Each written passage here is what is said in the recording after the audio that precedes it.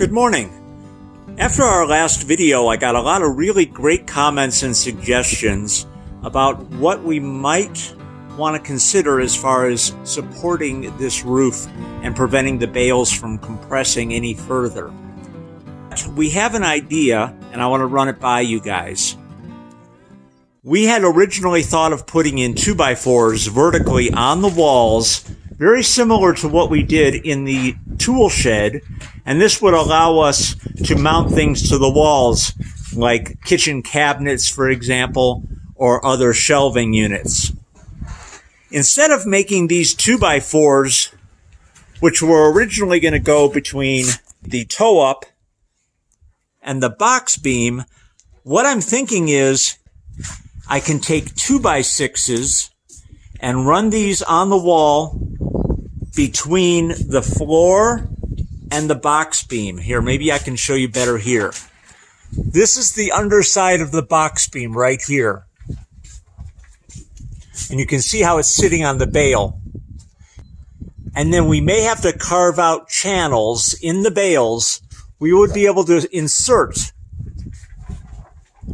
along the walls 2x6s secured to the floor and the underside of the box beam. Then when we plaster, these beams with these 2x6s would be exposed, and it would give kind of a Tudor look to the building. Again, we've done this in the tool shed, and actually the look is pretty cool, and it's also very functional. If we were to do that in this case here, it would serve a multiple purposes. One would be, of course, allowing us to attach things to the wall, and the second would be preventing the box beam from settling any further. It would give sort of a skeletal strength to the box beam. Yvonne just had a really good idea. She said if we strategically place these uprights where we want our interior walls to be attached to the straw bale walls, it'll serve double duty. It'll give skeletal strength to the box beam as well as a place to attach our interior walls. For example, where this door is standing, we have a wall coming out from here 10 feet out into the center of the room. And if we have a vertical right here, we can then begin our interior wall right off of that piece of wood. Good idea, girl. Thank you. I'm getting a good help. Okay, we're going to get started on inserting the 2x6s into the wall. We're also going to have interior walls. It's going to be a load-bearing wall. And that's going to be going down the center. And that's going to be defining the closet, the bedroom, bathroom. So that's going to be about 18 feet long. And that is going to help carry the weight of the roof because that's going to be attached directly to the trusses. So we're going to see if we can get this inserted. Now this first one's just a test. We're going to see how it goes. If it goes well, we'll just shoot right down the line and do all the verticals first. First thing we did was take down that trim piece. And now we're going to see if we can make this fit.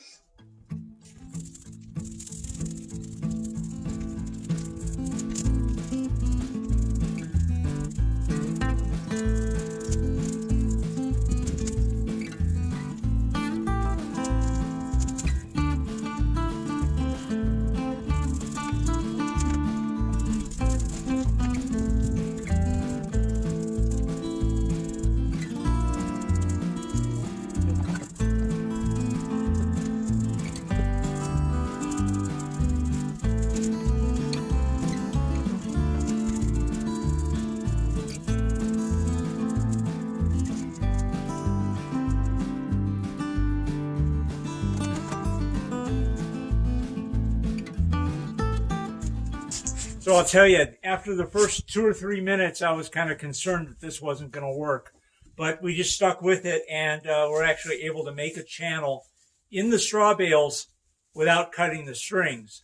Now, I threatened to cut the strings, and Yvonne said, no, the bales will fall apart. I don't know if they will or not. So we're going to try to make it work without cutting any strings. She's probably right. Once we get this 2x6 set into the wall, we'll be able to screw it into the toe up at the bottom, screw it into the box beam from the top going down. That'll support the box beam. And then I'm going to get 2 pieces of all thread, and I'm going to drill holes in the 2x6, run the all thread through the wall to the outside, and we're going to compress it into the wall. Now this is so that we can make attachments for our interior walls. These will also be used in the kitchen area so that we can attach cabinets and other things to the wall. How's it look? But that's a lot better when we get that all thread.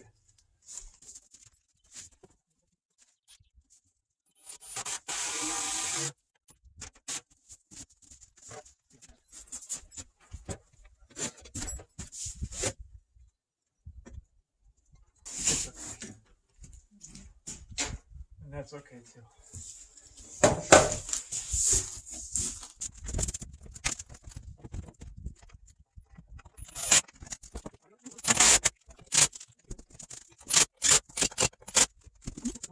Okay, that was our test piece, and I think it was successful.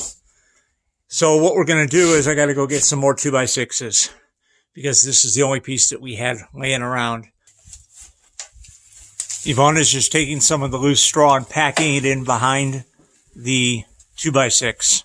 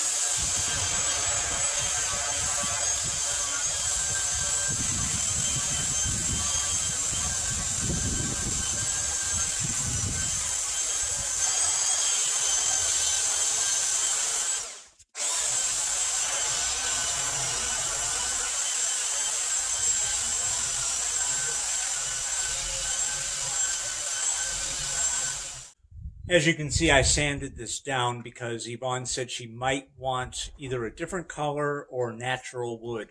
So I just took the opportunity to sand that down since the rest of the 2x6s are a blank slate anyway. So now it's time to install our all thread or threaded rod. And what I've done is I've cut a piece 18 inches long. I'm going to drill in with a 1-inch drill bit to countersink the washer and nut that I'll be using on this threaded rod. And on the outside, what we're going to do is use this little square washer that I fabricated, and that'll go over the rod from the outside with a washer and a nut.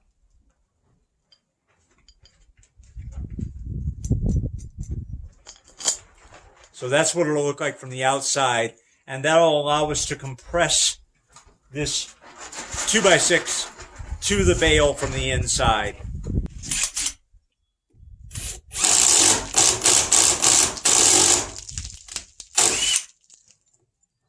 Now I'm going to use a 3/8 inch regular drill bit, drill through the 2x6, then we'll drive the all thread through the bales.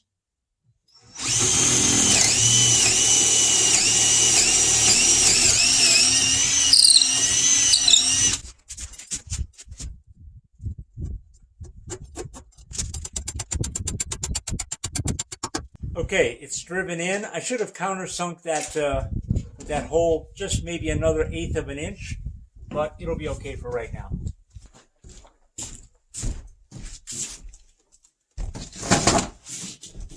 Okay, the length was perfect. I put the wooden washer on, a metal washer, and the nut, and I tightened it up by hand on the outside. Yvonne is going to hold that with a wrench, and I'm going to tighten it up from the inside.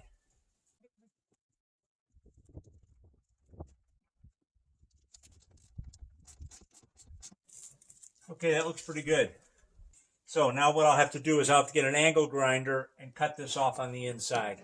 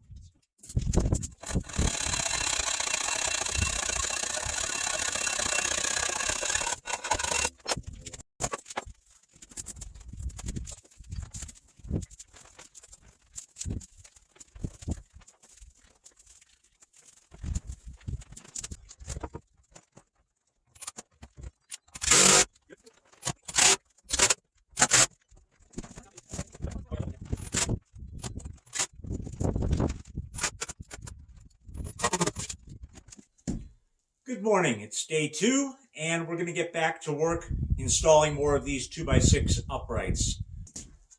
You may be able to see I have 2 outlines right here painted on the wall, and these are going to be, this is the exterior wall, or I should say the outside wall of our bedroom, and this will define our closet that we're going to be having, that we're going to build.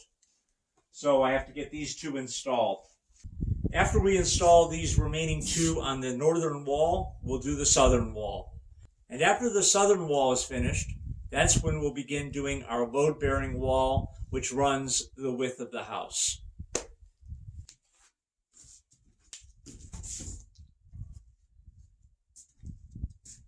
Okay, I'm going to try something while Yvonne is out in the greenhouse, because she probably wouldn't like this. I'm going to see if I can use this electric chainsaw, and I'm going to see if I can define our channels a little bit more quickly. We'll see.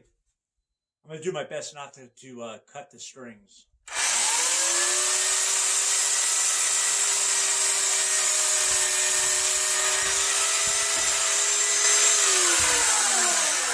Pop the string right away.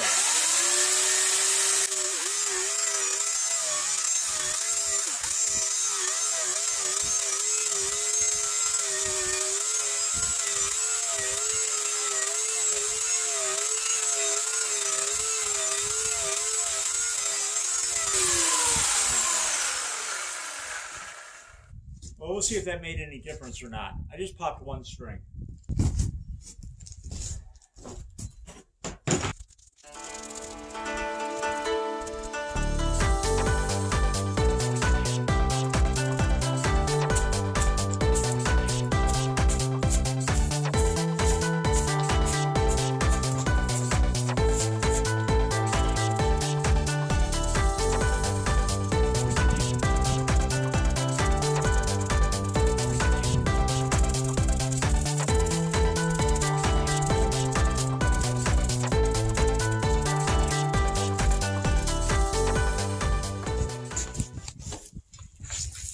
Yvonne is back at it today. She came in from the greenhouse to help.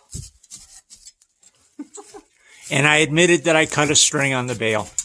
She wasn't too mad. Well, the We bale did. still looks good. So obviously it didn't make much of a difference.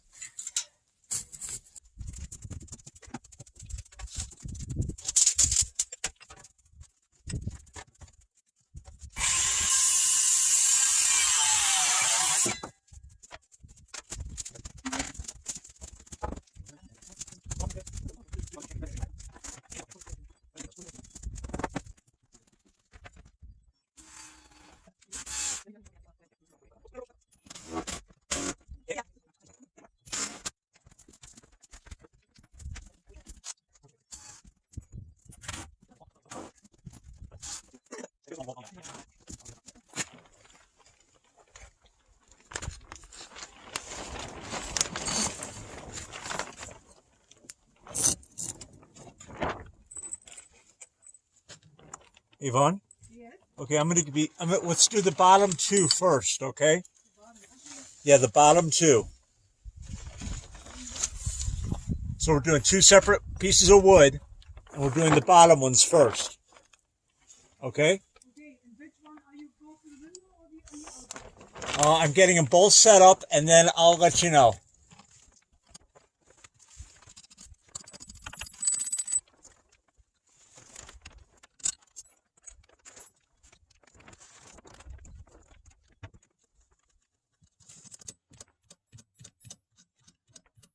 Okay, I'm ready, and we're gonna do the one furthest from the window. Right.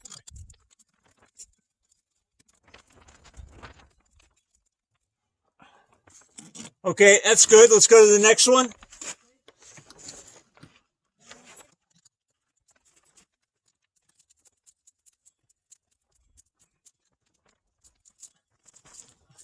That's good.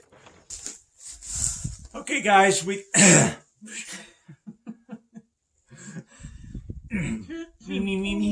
me.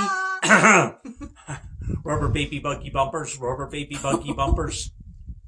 Okay, guys, we got the all the verticals on the north wall set in place. They've all been secured with the all thread going through the bales, and the next step is going to be to do the south wall, but that's going to be another video. Anyways, so that's it for today. After the southern wall is complete, we're going to be building a long load-bearing wall, and this is going to be running from the west side to the east side of the house, and that will also be going right up against the trusses, which makes it a load-bearing wall. One person asked me if you had to do it over again, what would you do different? And I think what I'd do is I would build the interior wall, that load-bearing wall, right after we put up the trusses and before we continued with the installation of the roof. Because it would have carried the weight of the additional roof right away. Right. A little bit of compression on the bales is to be expected, and it's also good. Mm-hmm. It makes the walls more solid. We just want to make sure that we set a limit to how much these walls can compress. And this load-bearing wall is going to do just that. Right. Okay. All right. Anyways, guys, thanks for watching. Thanks for all the comments and suggestions we had on the last video, because quite frankly, it kind of lit a fire under my butt to get this going, and we appreciate that. If you have any additional questions or comments, please leave them in the comment box below. We answer as many as we can, as quickly as we can. Anything else? Like, share, subscribe. Oh, yeah, if you know anybody who's building a straw bale house or thinking about building a straw bale house, feel free to share this video with them. Share it on your social media. It might help someone out. Right. Thanks again for watching, guys. We'll catch you in the next video. Bye. Bye.